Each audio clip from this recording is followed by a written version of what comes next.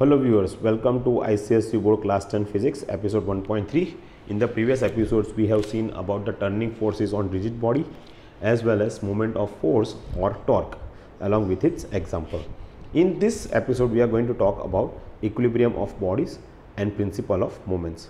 So first of all equilibrium. Equilibrium का मतलब क्या होता है? बैलेंस. बैलेंस का मतलब वो नहीं एक जगह के ऊपर वो स्टेबल रहेगा, वो नहीं इस बाजू जाएगा यानी कि लेफ्ट हैंड साइड जाएगा, नहीं वो राइट हैंड साइड जाएगा, नहीं वो टॉप यानी कि ऊपर जाएगा, नहीं वो बॉटम यानी कि नीचे जाएगा. एक जगह के ऊपर वो स्थिर रहेगा, that is known as equilibrium. That means if a body is lying at a rest, remains at a rest, वो अपनी जगह के ऊपर ही रहता है तो उसे कहते हैं equilibrium of a body. As for example, अगर आपने स्कूटर बाहर पार्क किया हुआ है घर के बाहर, या तो आपका व्हीकल अगर घर के बाहर पार्क किया हुआ है, जब तक आप बाहर से कोई फोर्स नहीं देते तब तक वो वहाँ से हिलने वाला नहीं है. तो उस बॉडी को हम कहते हैं equilibrium of the body. Body is at a rest and remains at a rest unless and until some external force is acted upon it. तो उसे कहते हैं इक्विलिब्रियम ऑफ द बॉडी, यानी कि वो स्टेबल रहता है, वो नहीं मूव करता. बराबर. Let us see the theory part and then will see the examples and the types of equilibrium. सबसे पहले इक्विलिब्रियम के बारे में पढ़ने से पहले मैं थोड़ी चीज़ बता दूं यहाँ पर कि एज फॉर एग्जांपल अगर हम फुटबॉल को फोर्स देते हैं यानी कि किक मारते हैं, so when we are applying a force, when we are applying a force that is coming from the outside, that means it is an external force, right? तो ये फुटबॉल क्या करेगा, पॉइंट ए पोजीशन के ऊपर stable था, वो कहाँ पे जाएगा, अभी पॉइंट बी पोजीशन के ऊपर जाएगा. That means a displacement is there. So force can change the position of the object, that is number one. Force can bring the speed to the object. Force can change the shape. यहाँ पर अगर हम kick मारते हैं तो उसका shape थोड़ा change हो जाएगा क्योंकि यहाँ पर line of force, point of action of force आ जाएगा. सो ये सब किसके बारे में है? ये सब फोर्स के बारे में है, उसके कैरेक्टरिस्टिक्स है, उसके फीचर्स है कि फोर्स क्या कर सकता है. फोर्स शेप को चेंज कर सकता है, पोजीशन को चेंज कर सकता है, स्ट्रक्चर को चेंज कर सकता है, स्पीड को चेंज कर सकता है, बढ़ा सकता है, कम कर सकता है, मोशन में ऑब्जेक्ट को मोशन में ला सकता है. तो ये सब चीज़ें कौन करता है? What is this all this features are done by which quantity? It is done by the force. Force can change the speed, either it can increase or decrease. Force can change the position, force can change the shape, structure, it can bring the object into motion. तो ये सब कौन करता है? Force करता है. तो इतनी चीज़ें हमें पता होनी चाहिए because this thing is from the standard 8 standard में हमने इसके बारे में, फोर्स के बारे में कर सकता है. What are the effects of force? Number one, change the position of the object, change the shape of the object, brings the object into the motion, change the place from point A to point B. speed भी आ गया उसके अंदर. बराबर. let us move on to the theory part. when a force is applied, it changes the state of rest or uniform motion of a body.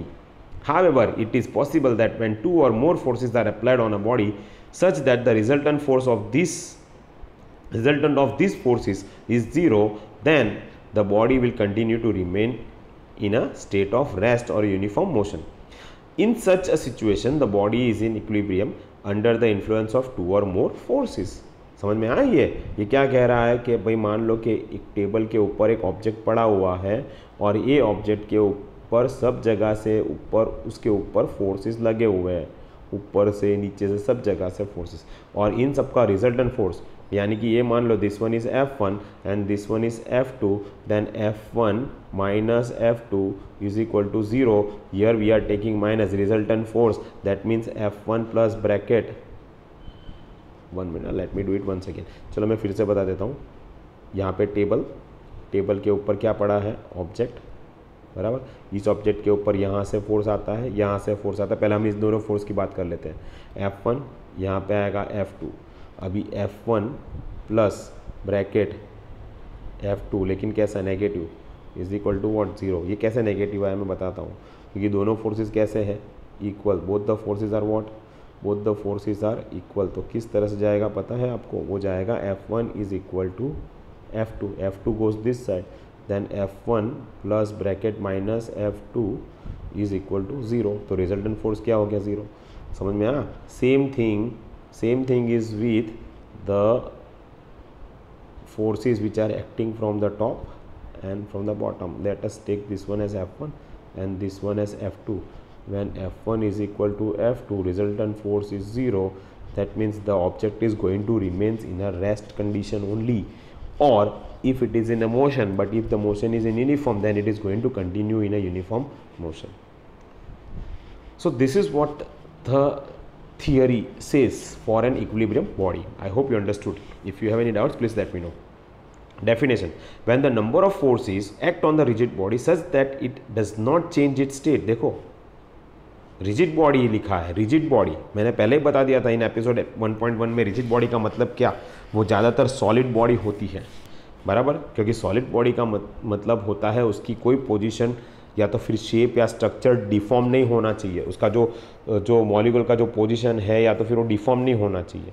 ऐसी कोई body practical life में possible नहीं है, समझ में आया?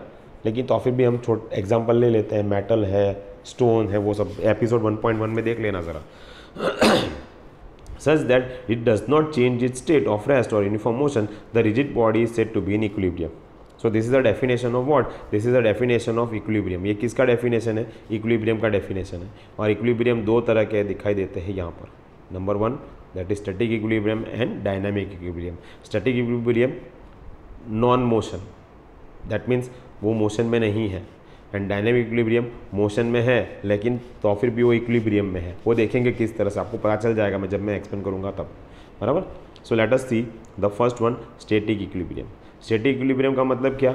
Body is at a rest and it is going to remain at a rest, वो motion में नहीं है, right. So that means it is a sort of a static equilibrium. अगर मोशन में है, अगर वो यूनिफॉर्म मोशन में है तो फिर भी हम उसको किस तरह से देखेंगे? इक्विलिब्रियम में देखेंगे, लेकिन वो मोशन में है इसलिए हम उसे कहेंगे डायनामिक इक्विलिब्रियम। डायनामिक का मतलब होता है एक्टिव, स्टैटिक का मतलब होता है स्टेबल। जो बॉडी, जो ऑब्जेक्ट रेस्ट पोजीशन में है वो कुछ भी काम नहीं करता है, वो वहां का वहां पड़ा रहा है। As for example, your vehicle is parked outside your house and the forces acted upon it are equal, then it is considered to be a static equilibrium. क्योंकि वहां पर स्कूटर, व्हीकल, कार, जो भी कुछ आपने पार्क किया है वो मोशन में नहीं है, तो उसे स्टैटिक इक्विलिब्रियम कहेंगे। When a body remains in the state of rest, when 2 or more forces are acted upon the body, it is said to be at the static equilibrium। क्या पार्क किया बाहर आपने? व्हीकल चालू condition में है? नहीं। Movement करता है? नहीं, वो तो वहाँ पर ही खड़ा है। चालू condition in the sense motion में है? नहीं, मोशन में नहीं है, वहाँ पर ही लगा दिया। भले इंजन स्टार्ट हो, इंजन चालू है, उससे कोई फर्क नहीं पड़ता, इंजन चालू है। स्कूटर या व्हीकल या कार थोड़ी मूव करती है, वो तो रिमेन्स एट अ रेस्ट, वो तो इंजन चालू है। So example, in the figure if you see there is a block given and the block of a wood is placed on the top of a table with the force, applied force that is Fa and the friction force that is Fb.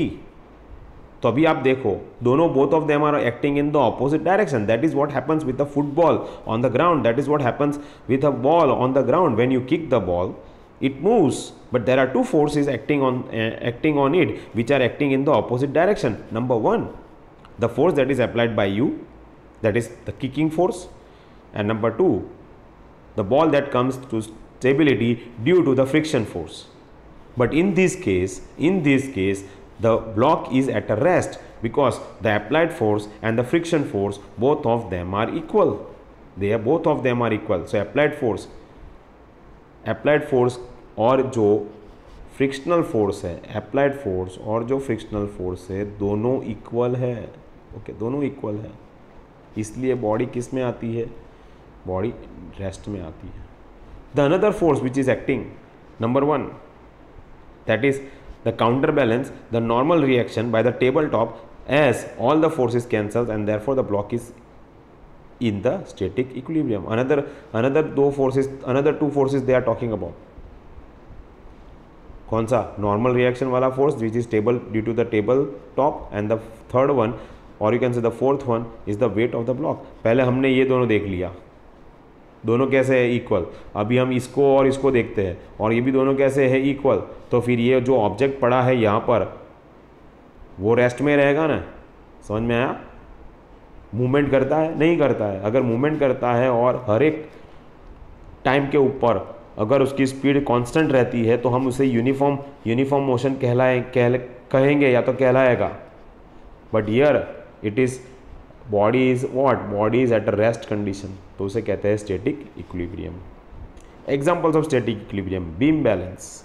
A beam balance whose beam is horizontal when weight W is counterbalanced by weight W1, in this case clockwise movement, anti clockwise movement आपको देखने को मिलेगी, बराबर। तो ये देखो this one, this is W, यहाँ से डिस्टेंस कितना हुआ, suppose AO is a distance, so OA पर पता है ना परपेंडिकुलर डिस्टेंस से पॉइंट से, तो यहाँ पे इस बच जा रहा है, so it is going in a anti clockwise direction, this one is going in a clockwise direction. तो पहले हम देखते हैं यहाँ पे, फिर से देखो दिस इज द पॉइंट, ये डिस्टेंस हो गया, डिस्टेंस कौन सा हुआ AO या तो फिर OA, और यहाँ पे क्या लगवाया, यहाँ पे हमने वेट लगवाया, so weight multiply by OA and this side, so this is which moment, it is going to go for this side, so it is anti clockwise direction, और इस बाजू से इस बच जा रहा है, बराबर। कौन सा वेट, कितना डिस्टेंस है यहाँ पे OB,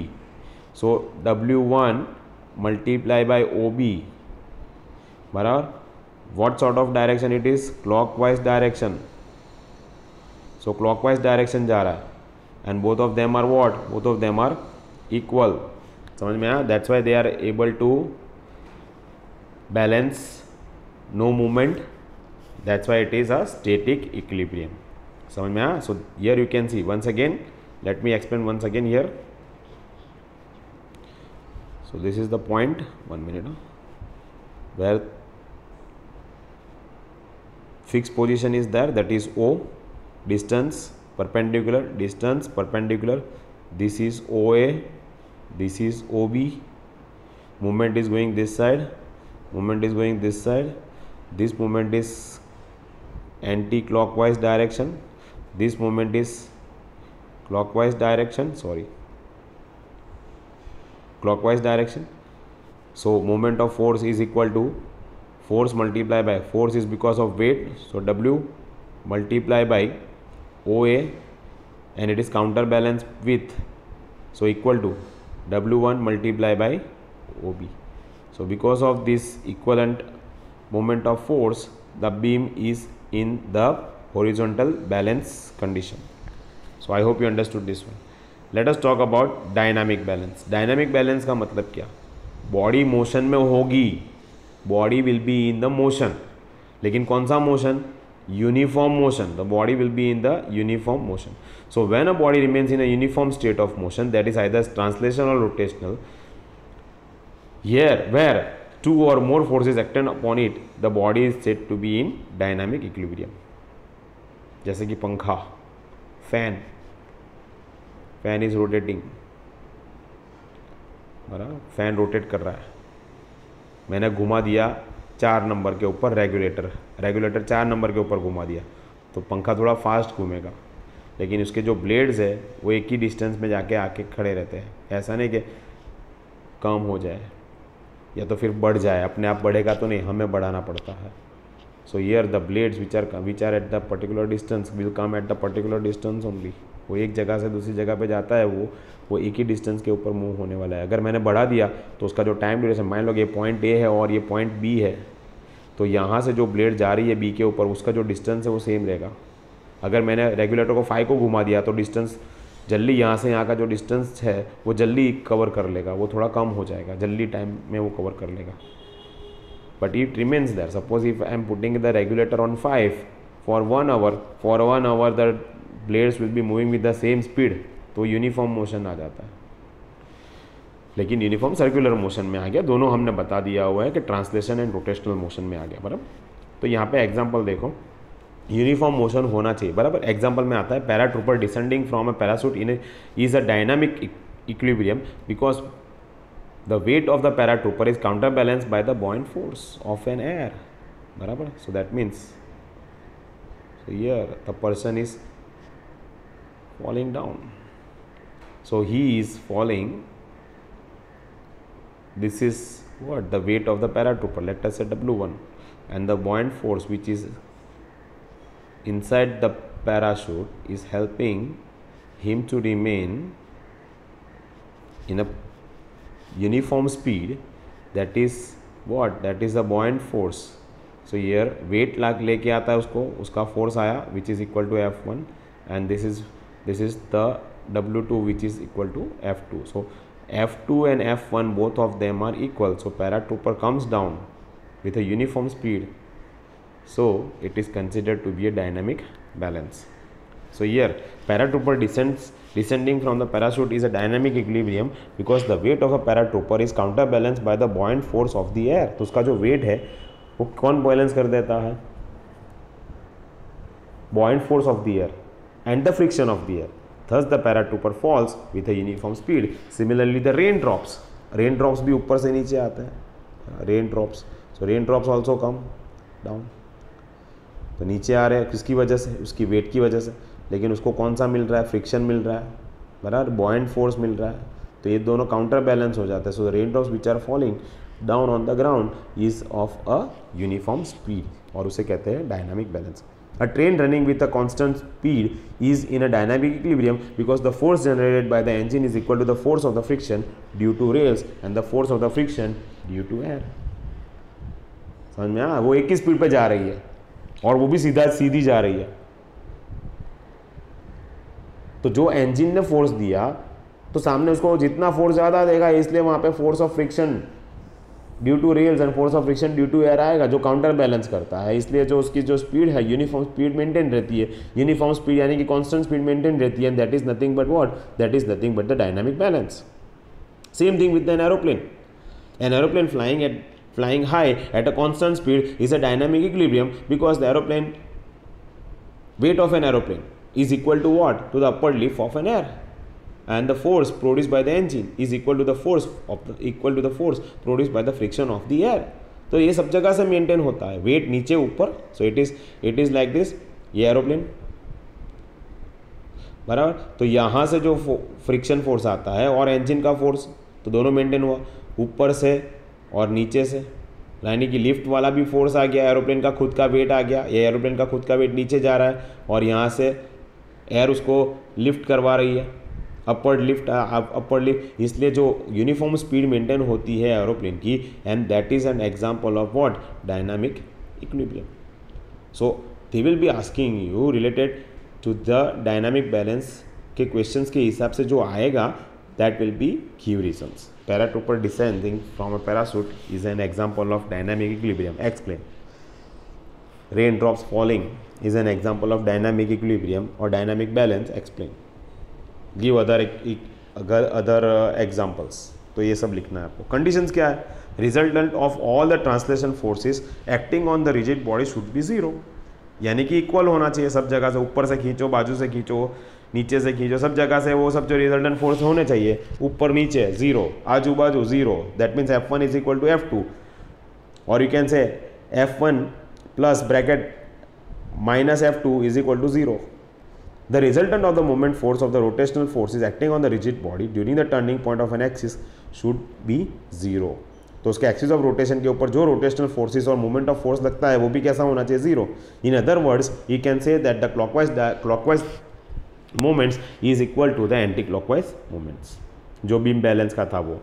अभी देखो प्रिंसिपल, उसके बारे में पता चल जाएगा principle, because this is the easiest way. हमने एक रॉड लिया सिंपल. मैं क्या बता, देखो सिंपल सा चीज़ है यहाँ पे. एक रॉड लियो बराबर और रॉड को हमने बैलेंस करवा दिया. तो सबसे पहले हमने क्या किया? एक रॉड लिया हुआ है बराबर, उसको किसके ऊपर बैलेंस करवा दिया? फाल्क्रम के ऊपर, एक पॉइंट के ऊपर. So F is acting as a fulcrum. यहाँ पर हमने कुछ डिस्टेंस के ऊपर पहले एफ से लेके बी एंड एफ से लेके ए डिस्टेंस के ऊपर वेट्स लगवा दिए बराबर. और यहाँ पर हमने एक और वेट लगवा दिया बराबर at point C the distance. तो ए तभी वो बैलेंस रहता है It is the same sort of a seesaw that we have seen in the episode 1.1. Heavy child को हमने कहाँ पे बिठाया था? फाल्क्रम के नज़दीक, और जो लाइट चाइल्ड था उसको हमने कहाँ पर बिठाया था? थोड़ा दूर। तो क्या हुआ? तो काउंटर बैलेंस हो गया, तभी तो सीसॉ था वो बैलेंस पोजीशन में आया, इक्विलिब्रियम पोजीशन में आया।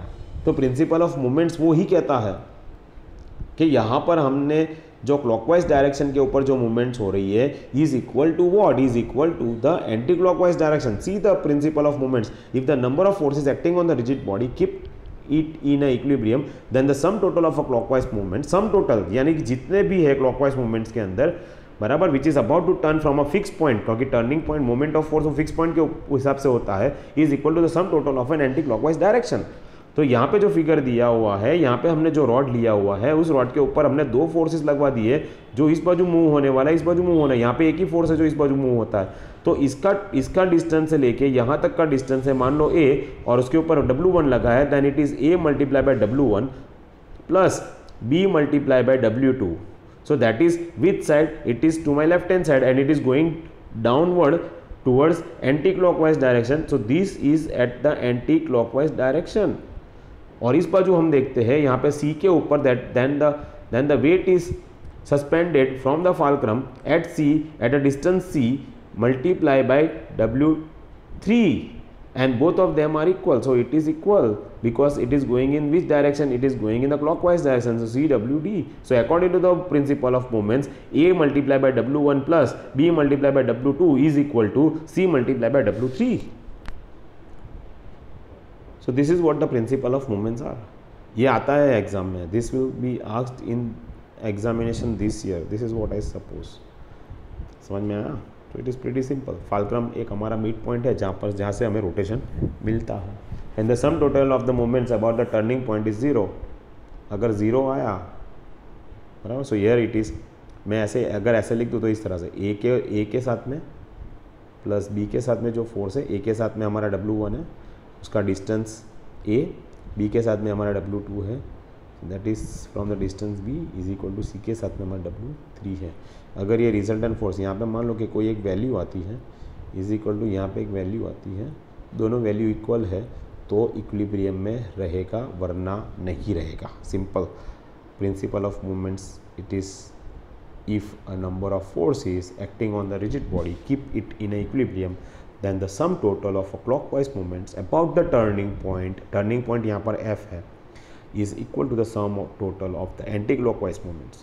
या तो फिर सिंपल में the sum total of movements about the turning point is zero when the body is in equilibrium. So this is about the principle of moments. I hope you understood the whole session.